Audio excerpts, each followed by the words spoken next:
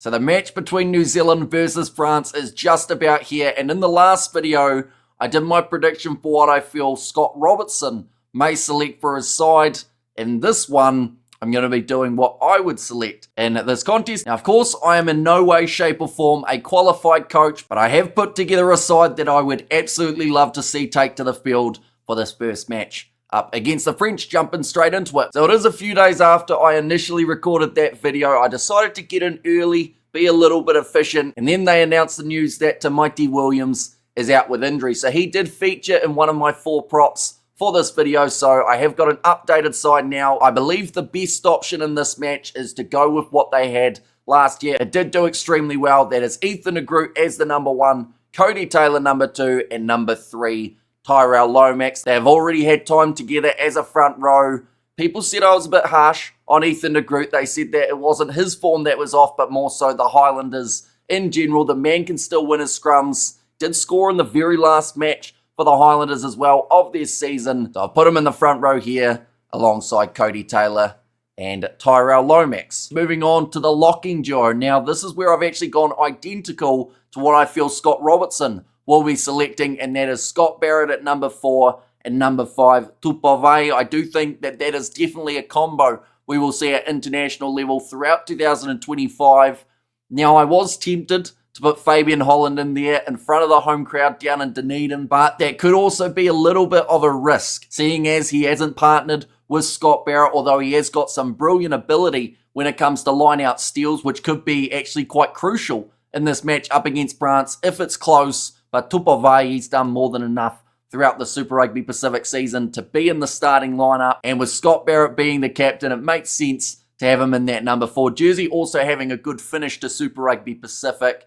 And you've got to have your captain in the starting side for the first match of the year. Moving on to the loose forward trio. This is where I have gone number 6, Samipeni Finau. He did struggle at times throughout the 2024 All Blacks season. In fact, it was actually enough to take him out of the All Blacks squad at one point in time, but he's worked his way back nicely. He's got the size and the physicality that can definitely make him a threat at international level. As long as he controls that discipline, he could be extremely dangerous in that number 6 jersey for the ABs. Just needs to make sure he gets it right from the start of the season. Number 7, this is where I've gone Ardie Savea, which I know is controversial because it still seems to be up for debate whether or not Savea is playing 7 or 8 for this season. But I feel like this matchup, it would be the perfect time to switch him into that number 7 jersey. Now, he did actually play up against France last year in that 7 kit. And with the fact that he's been playing for Moana Pacifica all throughout the year at 7,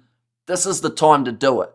Give him that chance, a full year in the number 7 jersey, and then worst comes to worst, if Scott Robertson isn't a fan of it, he can always switch it back, and you've got enough time before the World Cup for Ardie Savea to be able to adjust back. But number 8, that means that Savea's not here. Instead, I have gone with Christian Leo Willie. He's had a great season for the Crusaders. He brings a lot of physicality, puts in the big hits, and it's talked about in terms of having Karefi and Savea in the same loose forward trio. Some people are firmly against that idea, saying that they're not big enough. Although both of them, turnovers won throughout the season, would definitely say otherwise, alongside the defenders beaten, that both have been able to get round throughout this year. But I do like the idea of Christian Leo Willie taking on that number 8 jersey. With no Wallace Satiti, it does mean that the door is wide open for an opportunity. And perhaps Christian Leo Willie, once again, a little bit similar to what I had for the front row. This is now maybe the time that you chuck in those guys with great form, and Leo Willie would certainly be one of them. Moving on to the 9 and 10 combination. Now, I'm not 100% sold on this one, but for some reason, up against France, this is what I want to do. Number 9, Cam Roigard. Number 10, Beauden Barrett. Now, of course, you could look at Cortez Ratama and Damian McKenzie, which I actually do think at least one of those two will be in Scott Robertson's lineup.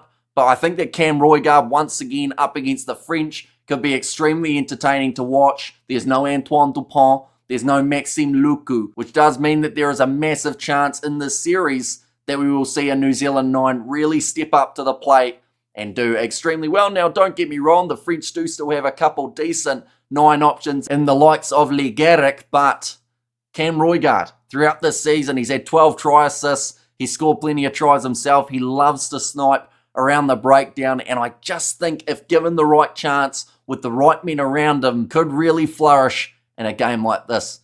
Down in Dunedin, Beauden Barrett, don't get me wrong, the man can be 50-50, but someone who he actually links up pretty nice with, which we actually haven't seen as much as you'd think, is Beauden Barrett at 10, Will Jordan number 15. Now, Beauden Barrett loves a chip kick. Everyone knows that. Will Jordan loves to run, and he does often chase those chip kicks with a lot of intent and often does get to them. Now, that combo up against a younger French side who haven't had as much opportunity to play together as some of these All Blacks, that could prove very beneficial for this All Blacks backline, whether or not it's just creating not just those chip and behinds, but also opportunities for line breaks across the rest of the backline. Some of the guys that I've got in here, they can certainly break the line. But Beauden Barrett, the safety of the kicking tee, I do feel is still with McKenzie. But if given a chance here, Barrett and Roigard, they could actually be quite a handy duo for this contest. Up against France, moving on to the centres. This is where I've gone number 12, Quinn Tupaea,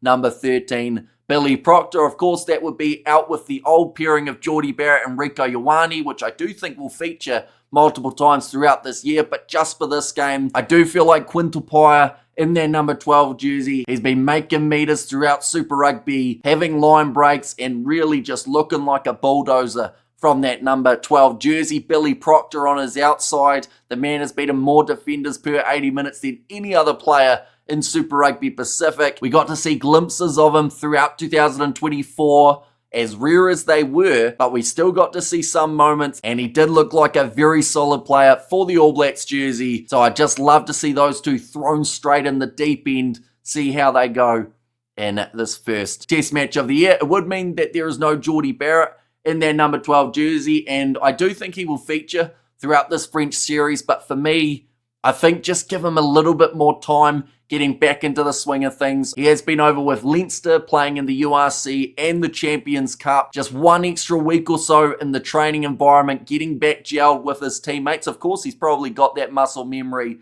in the bank already, but one extra week I don't think will hurt the All Blacks too badly. So that's why I've gone with Quinn Tupaea. But moving on to the outside backs, number 11, I've got Caleb Clarke. Not too many other options in this 11 jersey with the squad selected by Scott Robertson. Clarke throughout 2024, outstanding season for the Blues, outstanding season for the All Blacks. This year for the Blues, hasn't scored a single try, but honestly, if you stick him in the starting lineup up against France, I think within one game, he will already have a try to his name. He can be that dangerous at international level, so sticking him straight out on that left wing side. Number 14, this is where I would select Amoni Narawa.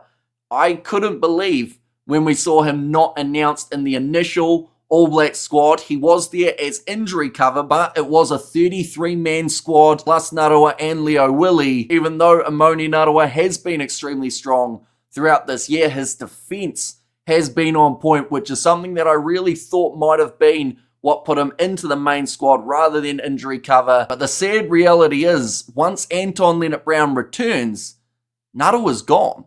He goes back out of that All Black side, so I really want to see him get a chance in Dunedin so that they can at least see him play well and then keep him in there for the Rugby Championship, because I think it would be a massive shame and a terrible call to keep him out of that All Black side for 2025. Number 15, no surprises here when I've talked about the big game of Beauden Barrett and Will Jordan linking up. I have got Will Jordan as the number 15. Once again, very strong player to have from the back for the ABs. Definitely down in Dunedin, not having to deal with that wind. We saw him take a lot of great high balls in that Super Rugby Pacific final, and he should be able to do that efficiently here for this first test as well. But that is my starting lineup that I would love to see in this first match up against the French. Moving on to the bench. Right, it's future Hamish once again. I did have a different front row, but because of that injury of Demaiti Williams for number 16, I have got Samisoni Taukei'aho. I feel he can really bring a great impact off the bench. He's a dangerous ball runner, and also he partners very nicely with the man that I've got at number 17, that being Ollie Norris, giving him his All Blacks cap down in Dunedin. He had a very strong Super Rugby Pacific season. He loves running with the ball too, which is quite an intriguing one, seeing as he He is a loose head prop, but he puts 110% into his hits, and I've decided to give him a chance for this first test. And then at number 18, initially I would have had the combination of the two Crusaders into Mighty Williams and Fletcher Null, but because of no to Mighty Williams, and also because I do know that Fletcher Null had a couple injury concerns heading into this All Blacks tour, I would much rather see Pasilio Tosi as at number 18. The last thing that they need is another injured prop, and that could happen if Null isn't 100%. So I've gone instead with Pasilio Tosi, and straight away, I mean, that combination of Norris and Tosi could be an extremely dangerous one. They are both young, perhaps could be a future propping combo that the ABs look to use. Number 19, speaking of young, I've gone with Fabian Holland down in Dunedin in front of a home crowd. Surely this man gets his All Blacks debut, 22 years of age, like I mentioned, brilliant season in Super Rugby Pacific, getting line-out steals, extremely capable of putting in a dominant hit, and overall is a very bright prospect for the future of this AB's team. Number 20, I've gone with Du Plessis-Kerefi, little bit similar to the reasonings I gave in that last Scott Robertson video, in terms of what he can do off the bench, the turnovers won, the defenders beaten, and also will just give you 110% as soon as he makes his way onto the field. 21, Cortez Ratima. 22, Damian McKenzie. So that's where the Chiefs pairing does come into it for myself. Ratima last year not having his best performances off the bench, but I do think the best way to change that is to give him chances this year in that position. Damian McKenzie, I want to say the safe kicking option for the ABs off the bench, had one of the better accuracies throughout Super Rugby Pacific, even if he had a couple slightly rough games in there too, and also will just offer something a little bit different compared to what Beauden Barrett will when it comes to the attack in the later stages of the contest. And then number 23, it would be another All Blacks debutant, and that is Timothy Tavatavanawai. Thoroughly deserves it after the season that he had for the Highlanders, beating over 70 defenders, having 26 turnovers won in the breakdown. That is the type of stat that later on in a contest, when your opposition are starting to get tired, one massive turnover could win you the game. If it is that close up against France, I do think that the turnover machine, Timothy Tavatavanawai, should be somewhere near that match 23, and it would be the perfect location for his debut as well, with it being down in Dunedin. But nonetheless, that is my All Blacks 23 that I would absolutely love to see. Once again, little bit of a disclaimer, this is not what I feel Scott Robertson will select. In fact, I think I've got quite a few changes compared to what we'll see from Razor. But as soon as the side is announced, we will of course be letting you know. If you did enjoy,